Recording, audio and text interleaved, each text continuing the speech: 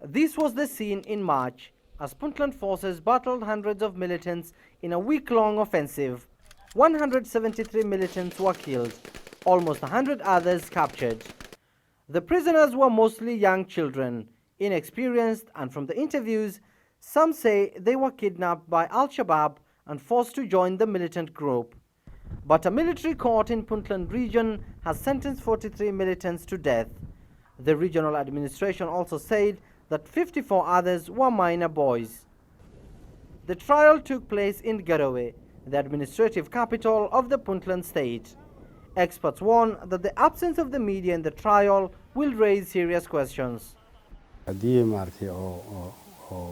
A lot of questions will be raised by the international human rights organizations.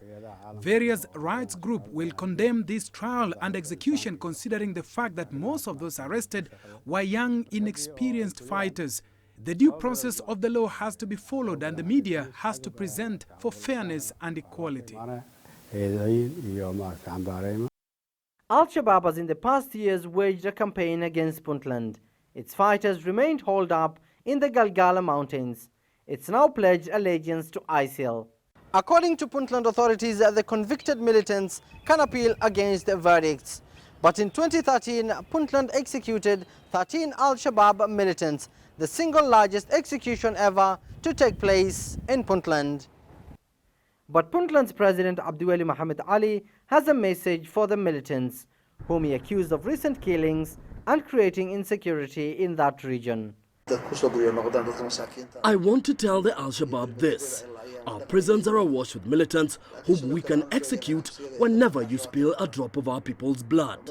That's the message to the militants. If you kill 5 of us, we will kill 20 of you. We are serious on that note. Somali and African Union forces have for years battled the militants in south-central Somalia. American drones too have proved effective in this case, neutralizing key Al-Shabaab targets, including the former Al-Shabaab leader Ahmed Abdi Godane, who was killed in September 2014. Abdulaziz, Billow, CCTV, Mogadishu, Somalia.